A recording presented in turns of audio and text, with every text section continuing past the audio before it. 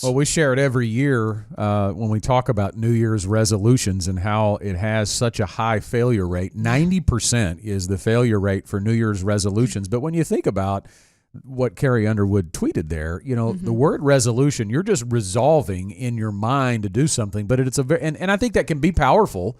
But I think generally, Teresa, you think about it being a general thought, like I'm going to lose weight. That's the thing. I think they're more general goals, but we don't take the time to break them down into palpable steps. Yeah. And so if you just say, hey, I'm going to lose weight this year, there's a lot that goes into that, especially at my age. So you've got to be more specific. Yeah. And I think that's where a lot of people fall apart. It is where people fall apart, that specificity, because you get into the nitty-gritty details. And let's face it, our world today paints in broad brushes. It does. It really is like, generally, let's just kind of do that thing over there. And that's not how money works. That's not how you get financially independent. You don't generally get there. You have to be very specific in the things that you're doing. And again, very intentional about actually doing those things on a day-to-day basis so that you are able to reach the goals that you set out. Yeah, and we've done this long enough and talked about it long enough, and I've seen it happen with working with clients. You have to some degree, be willing to run counterculture.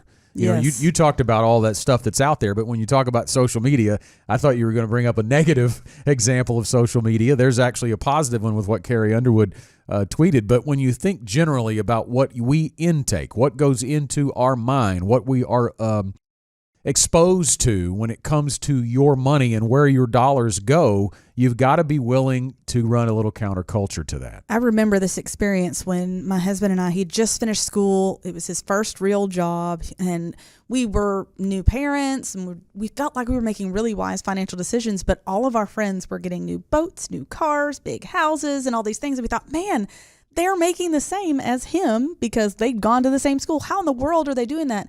And we realized they were just picking up a lot of debt.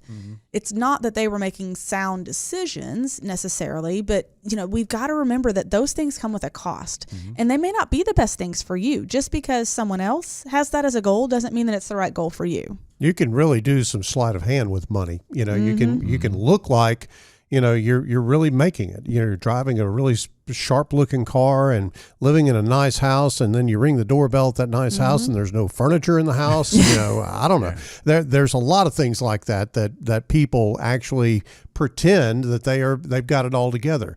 But what we're talking about when we say financial independence at GenWealth, we're talking about real financial independence, not fake financial independence or pseudo financial independence. What are the things that you honestly can do to put yourself in a lot better situation and get yourself to that point where you can make work optional? Make a situation where you don't have to depend on a job, that you are independent of that job from a financial standpoint.